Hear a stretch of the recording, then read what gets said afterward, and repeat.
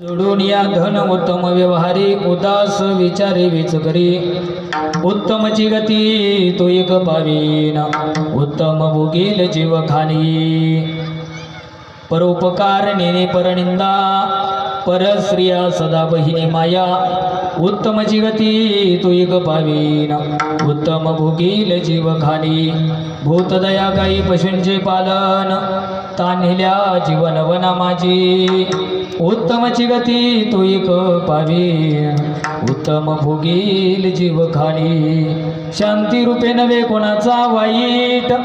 वाढवी महत्व वडिलांचे उत्तमची गती तो एक पावीन उत्तम भोगील जीव खाली तुका म्हणे हिची आश्रमाची फळ तुका म्हणे हिची आश्रमाची फळ परमपाद बळ वैराग्याचे उत्तमची गती तो एक पावेन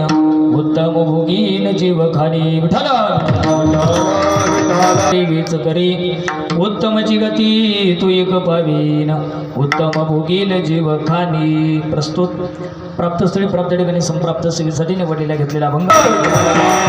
करीत असताना कथा कीर्तनाचं आयोजन का करायचं त्यातला पहिला मुद्दा पहिला प्रश्न वास्तुशांती का करायची त्याचं उत्तर तुम्हाला सांगतो कदाचित आता तुमचं वय 50 60 70 100 वर्षाचा असेल 100 पर्यंत नाही पण 50 धरा 50 वर्षातला आढावा आपल्याला माहिती आहे पण 100-200 वर्षाचा आढावा काय माहिती आहे पण कदाचित या 100 वर्षापूर्वी या जागेमध्ये जर काही दोष लागलेले असेल कदाचित एखादं प्रेत त्या ठिकाणी जाळलेलं असेल कदाचित एखादं मेलेलं जनावर त्या ठिकाणी टाकलेलं असेल तर त्या भूमीला दोष निर्माण होतो तुम्ही म्हणणार कसा ऐका या शरीरामध्ये 2 तत्व आहे एक जीवाचं आहे आणि एक शिवाचं आहे याच्यामधून जीवाचं तत्व गेलं खाली कोणतं तत्व शिल्लक राहिलं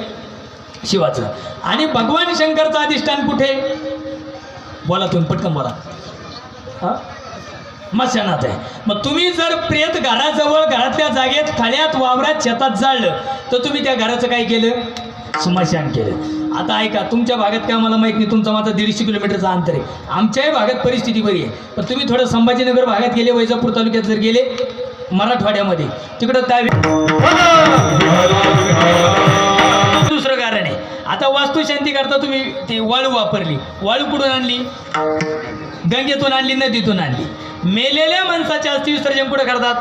तिथं करतात मग आता ऐका जे हस्त्या आपण पाण्यामध्ये प्रवाहित करतो पाण्याच्या प्रवाहामध्ये त्या हस्त्या ठिसूर बनतात त्याचे बारीक बारीक असे कण तयार होतात आणि ते कण वाळूमध्ये येतात विज्ञानाने सिद्ध केलंय माणसाच्या रक्तामध्ये 24 प्रकारचा गंध आहे बाबा किती 24 प्रकारचा तुम्ही पहा एखाद्या ठिकाणी रक्त जर सांडलं ना त्या रक्त सांडलेल्या ठिकाणी काही वेळामध्ये बारीक जीवजंतू लागतात मुंग्या लागतात का त्या रक्तामध्ये गोडवा आहे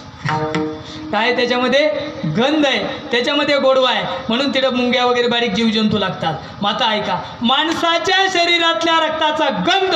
जर त्या हाडाशी मॅच जर झाला तर त्या घरात कधी सुख लाभत नाही म्हणून वास्तुशांती करायची